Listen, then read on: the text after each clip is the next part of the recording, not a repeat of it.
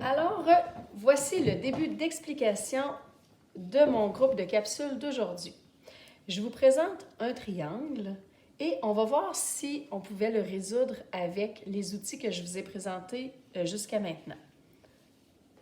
Donc, premier outil que je vous ai présenté, pour être capable d'utiliser les rapports trigonométriques, ça nous prenait un triangle rectangle. Ici, le triangle que je vous propose a un angle de 80 degrés, puis on voit bien qu'il n'est pas du tout rectangle, il est acutangle, c'est-à-dire que tous les angles sont inférieurs à 90 degrés. Donc, je ne pourrais pas utiliser mon premier outil. Je passe au deuxième. Deuxième outil, pour être capable d'utiliser la loi des sines, ça nous prend la mesure d'un côté et de son angle opposé. Ici, j'ai la mesure d'un angle, 80, mais je n'ai pas la mesure de son côté opposé parce que c'est justement ce que je cherche, la mesure de AB. Donc, je ne pourrais pas utiliser le deuxième outil non plus.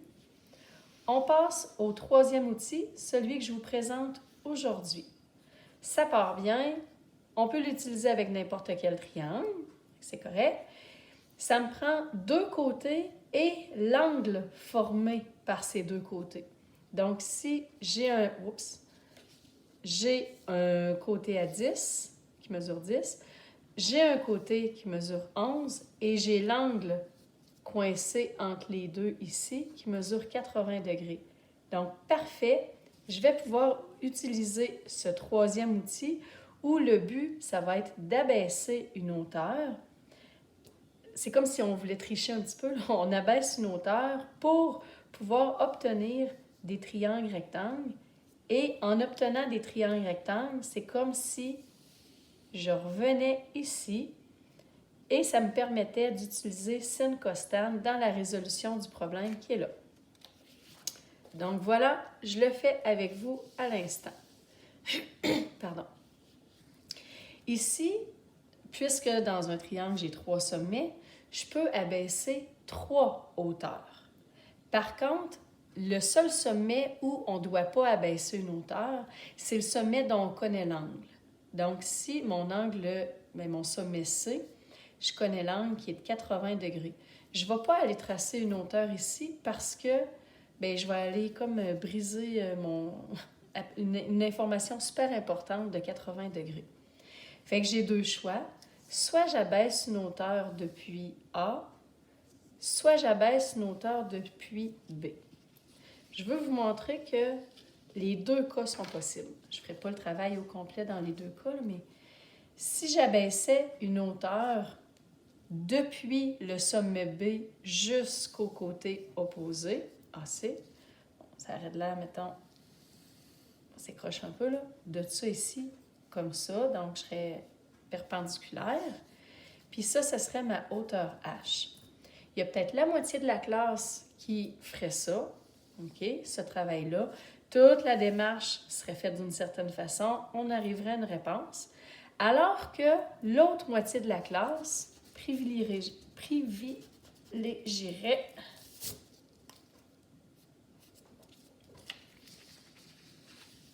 Tiens, Alice, veux-tu t'assurer qu'on voit bien encore, s'il te plaît? Donc, une hauteur abaissée depuis A. Tiens, ici comme ça. Merci, Alice. La hauteur, je vais l'appeler H. Donc, que la hauteur soit faite comme ça ou comme ça, la démarche va comme être différente, mais dans les deux cas, la réponse va être la même. J'ai pas fait ça pour être gentil, tourner la feuille pour que, tu sais, dans le fond, la base, ce qui est perpendiculaire à la hauteur, soit vis-à-vis moi. C'est juste parce que je suis plus à l'aise comme ça. Ça fait un peu bébé Lala, vous n'êtes pas obligé de le faire, mais je le sais qu'il y en a plusieurs qui vont le faire. Donc, c'est parti, mon kiki. Moi, pour l'instant, le but de ma vie, c'est de trouver la valeur de AB ici. Pour ça, je triche un peu en traçant une hauteur. Je ne sais pas si vous avez remarqué, mais le but d'avoir tracé une hauteur, ça va avoir été d'avoir créé deux triangles rectangles. Un petit, ici, puis un moyen. Donc, c'est comme si on va aller travailler avec ces triangles rectangles-là pour, au final, en arriver à trouver la valeur du côté C, ici. Là, il faut que je choisisse de quel côté travailler. Est-ce que je travaille plutôt avec mon triangle rectangle qui est comme moyen ici, ou est-ce que je travaille avec l'autre? C'est pas compliqué, on va regarder la quantité d'informations. Donc, si je cache ça ici puis que je focus sur mon triangle rectangle qui est moyen, j'ai pas beaucoup d'informations parce que mon 11, mettons mon 11 mètres qui est ici, il correspond à tout ça. OK? Donc, il tient plus là. Il tient plus la route, on le considère plus. Fait que mon triangle de gauche, bien, j'ai aucune information parce que j'ai juste identifié ma hauteur H, puis je cherche la valeur de C. Donc, ça ne me sert absolument à rien de travailler de ce côté-là. Je vais plutôt travailler du côté du petit triangle de gauche parce que c'est lui qui contient l'angle qu'on protégeait là, de 80 degrés. Fait que c'est vraiment avec lui que je vais travailler. Donc là, essayez d'oublier le gros triangle au complet. Pour l'instant, on met ça sur pause parce qu'on travaille avec le petit triangle. J'ai un angle de 80. Là, je suis contente parce que j'ai un mini triangle rectangle. Je vais travailler avec sin costane. Je mets mon doigt sur le 80 degrés ici. Par rapport à mon doigt, je cherche le côté opposé, qui s'appelle H, et je connais l'hypoténuse qui est de 10. Donc, opposé et hypoténuse, le rapport trigonométrique qui correspond à ça, c'est sin. Donc, première étape, c'est toujours sin de l'angle. Donc, sin de 80 est égal à côté opposé, H, sur hypoténuse, 10. Si je veux, je peux mettre ça sur 1 pour m'aider, puis je calcule. 10 fois sin de 80 divisé par 1 et ça me donne une hauteur de 9, je vais arrondir au centième près, 85. Super! Moi, ce que je conseille quand on travaille avec les triangles, à chaque fois qu'on trouve une nouvelle mesure, c'est intéressant d'aller l'écrire sur le triangle parce que des fois, c'est juste ça que ça nous prend pour nous faire cliquer sur l'étape suivante. Donc, 9,85. Super! J'ai la mesure de ce côté-là. Maintenant, on va y aller avec une deuxième étape. Même si je voulais tout de suite travailler avec le moyen triangle, ben là, j'ai plus d'informations que tantôt, c'est-à-dire j'en ai une de plus. J'ai la valeur de la hauteur ici de 9,85. Par contre, le 11 ne s'applique pas encore. Fait que je ne peux pas beaucoup travailler encore avec ce triangle-là pour trouver la valeur de C. OK, d'abord, je continue à travailler avec ce triangle-là. Qu'est-ce que je pourrais trouver de plus avec ce triangle-là? J'ai mon 80, j'ai un 90. Donc lui, là, je le vois bien que je ne suis pas à l'échelle. Là. Nécessairement, l'angle ici mesure 10, mais ça ne me donne pas grand-chose. 10 degrés. Si je sais que ça mesure 10, la seule autre mesure qui pourrait être intéressante à trouver, maintenant que j'ai ma hauteur, ce serait mon petit côté ici. Là, je peux faire un comeback en secondaire 3 avec la relation de Pythagore ou je peux y aller avec les apprentissages qu'on est en train de faire. Donc, ce côté-là, mettons que je l'appelle, je ne sais pas, là, je vais l'appeler X. Fait que X, c'est de là à là.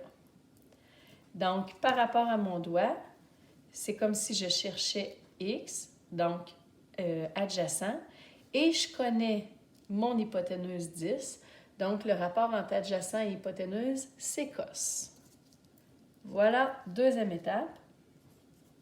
Cos de 80 est égal à adjacent, x, sur hypoténuse 10. Fait que je vais trouver la valeur de mon petit mini côté ici.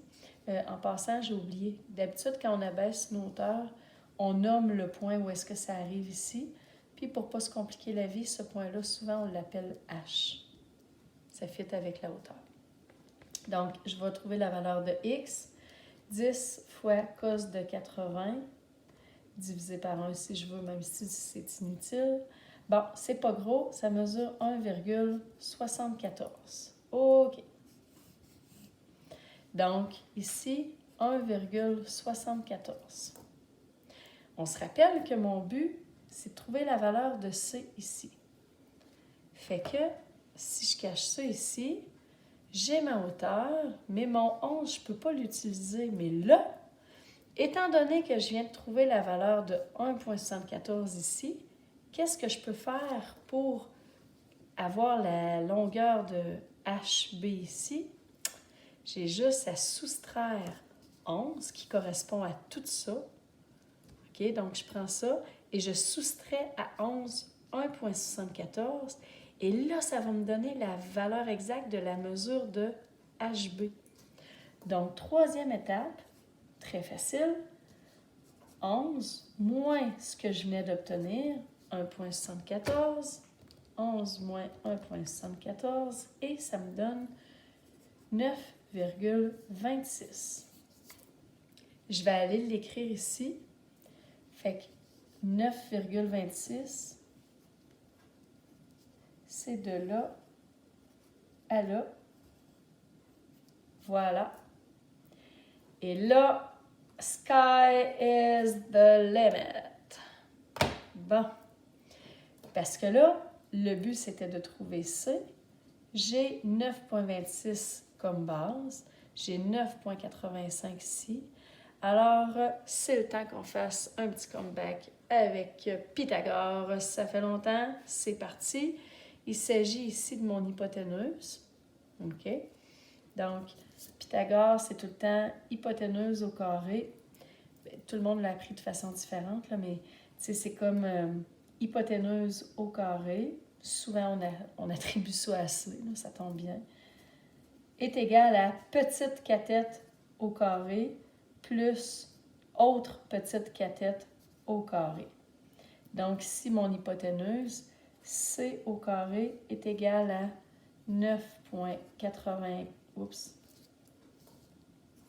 85 au carré. Voyons, Julie.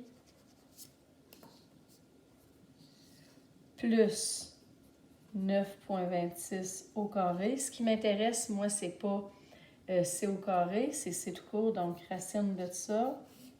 Faites attention à vos parenthèses si vous avez de la difficulté avec ça. Donc, on pitonne 9,85 au carré plus 9,26 au carré. Racine carrée de la réponse, ça me donne 13,52. Voilà. Donc, souvent, pour de vrai, ça peut vous aider, le petit commentaire que je vais vous faire, là. Quand j'ai un triangle comme ça, où est-ce que je dois abaisser une hauteur, pour de vrai, souvent, ça se fait en 4 étapes, comme ça. Puis les étapes sont plutôt semblables. C'est sûr que là, ici, je vous demandais la mesure d'un côté. Donc, j'ai terminé ça en beauté avec Pythagore. Si je vous avais plutôt demandé la mesure d'un angle, ça se pourrait, ça. Donc, si je vous avais plutôt demandé la mesure d'un angle, tiens, on va le faire tout de suite. Plutôt que ce soit C que je cherche, supposons que je recherche la mesure de l'angle B. Si c'était plutôt ça, ben je n'aurais pas fait cette quatrième étape-là. Par contre, je vous le dis, mes 3 premières étapes seraient restées les mêmes. Donc, je vais le faire à côté ici. Quatrième étape, si j'avais voulu plutôt trouver la mesure de l'angle B, j'aurais mis mon doigt ici. Je cache ça, parce que mon but, c'est de travailler avec le triangle rectangle. Par rapport à mon doigt, qu'est-ce que j'ai? J'ai mon côté opposé, j'ai mon côté adjacent. Donc, opposé et adjacent, c'est tan. Donc, pour trouver la mesure de B, ça aurait été tan de B est égal à 9,85 sur 9,26. Ce qui m'intéresse, c'est pas tan de B, mais plutôt B. Donc, je vais aller faire tan à la moins 1 des deux côtés. Ça va me donner B est égal à tan à la moins 1 de 9,85 sur 9,26. Je le pitonne un instant. Tan à la moyenne de, entre parenthèses, 9,85 divisé par 9,26, ferme parenthèse, 46,77 degrés. Donc, voici 46,77 degrés. Donc là, vous venez de comprendre, messieurs, dames, que cette technique-là, Alice, ça va finir, cette technique-là fonctionne à la fois pour trouver la mesure d'un côté ou pour trouver la mesure d'un angle.